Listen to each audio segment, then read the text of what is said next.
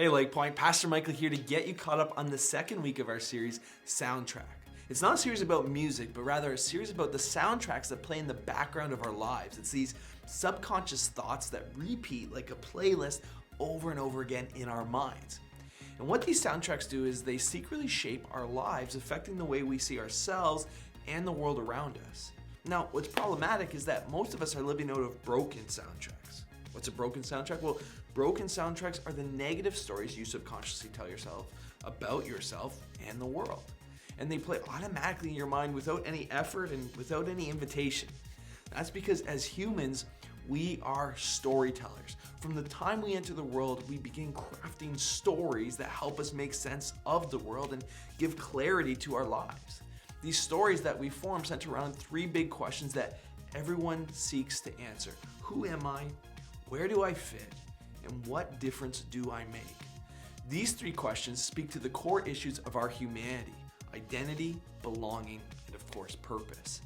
As early as in our mother's womb, we start forming answers to those questions, and this continues all throughout our childhood. What largely informs our understanding of these things are the influential relationships, think parents and peers, and the significant events, think trauma or rejection, that take place in our lives. What happens is that we form stories around these things based on what influential people tell us and how we interpret influential events. The problem is that as children, we can't differentiate between fact and fiction. The influential relationship or event produces a false belief, which then triggers an unhealthy behavior or emotion. I mean, think about a 45-year-old man who has proven himself to be successful in business. He's worked his way up the ladder to the position of general manager and at the company he works at. However, at home though, there's problems. Every time his wife raises an issue with him, he becomes angry. As a result, his wife learns not to invoke his wrath by just kind of keeping quiet. The couple ends up living parallel but separate lives. Communication about important subjects is avoided, and tension and resentment seem to grow. Through counseling, it's discovered that the man's father used to call him stupid when he was young and told him he took that message to heart. Now, to be clear, being called stupid may or may not affect you, but believing it will.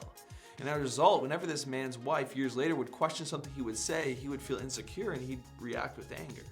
Why? Because his broken soundtrack caused him to misinterpret her. He perceived her question as her way of proving he was stupid, when in actuality, that's not at all what she was implying. But that's the problem with the broken soundtrack. It distorts our reality and produces unhealthy behaviors and emotions in us. This man's broken soundtrack produces workaholic behavior and angry outbursts in his life. You see, you can't just suppress unhealthy behaviors and emotions. You can't just ignore them. You've got to go back and deal with them at the root level. And so how do you do that? How do you go back to go forward? Well, first, you need to know your story. It's important to understand your story. If you want to root out any unhealthy behaviors or emotions in your life, it's important to go back and figure out what false beliefs are behind those soundtracks and figure out where they originated from. Sometimes this can be achieved simply through quiet reflection with you and the Holy Spirit.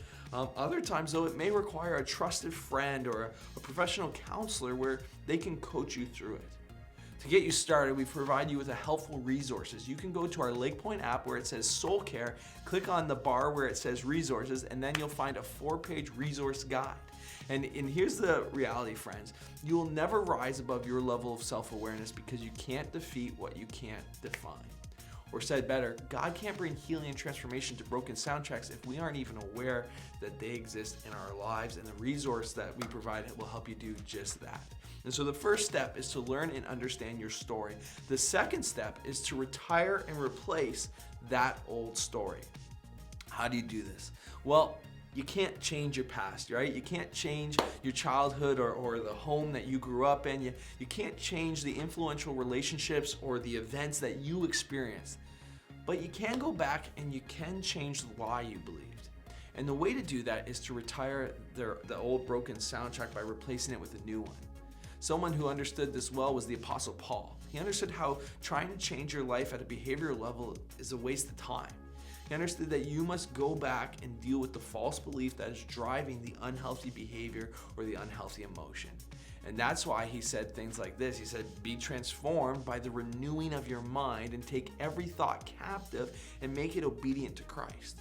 Paul knew that our unhealthy behavior and emotions would only change when we identify the false beliefs we've embraced and replace them with the truth that comes from God.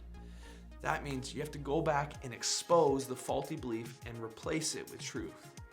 Once again, the resource we provided you in the app gives you 50 different examples of what this looked like. And once again, sometimes this can be experienced all on your own as you spend time in God's presence. However, other times it does require the skillful help of a pastor or a counselor. Christian counselors refer to all of this as inner healing, and it involves inviting Jesus to revisit the memory when you first believed this lie and replace it with his truth. Nate walked us through the process, how the process typically works with another example. He said, think about an adult woman who has struggled with fear all of her life.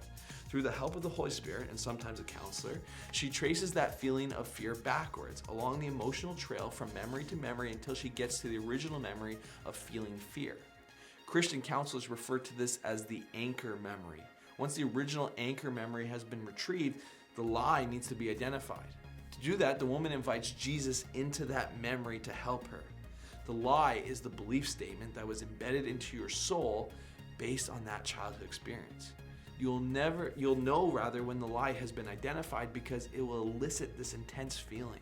For example, that woman may recall an influential moment as a young child when her mother yelled at her and called her a stupid idiot, and she remembered saying to herself, I can never do anything right. That lie got embedded into her soul, and it caused her to live with a constant fear that she would fail and never be able to do anything right. Once again, it's important to note that this wasn't necessarily the first time she was told that she was a stupid idiot. Rather, it was the first time she accepted the description as a reality, which caused the broken soundtrack to become anchored in her psyche. And so this woman needs to invite Jesus into that memory and ask him to replace that lie with his truth. And as the lie leaves, our emotions start to match the truth. Which leads us to the third way to move forward, and that's by living out your new story. The best way to do this is to repeat out loud your new story every day for 30 days or for however long it takes for you to start actually believing it. Literally say things out loud like, I'm a child of God, I've been adopted into God's family, and I've been invited into his story. Trust me, your new story will be far greater than the old one you believed. Well, friends, thanks for listening. Enjoy jumping into discussion questions. I'll see you next time. And remember, be mindful of the soundtracks you have on repeat.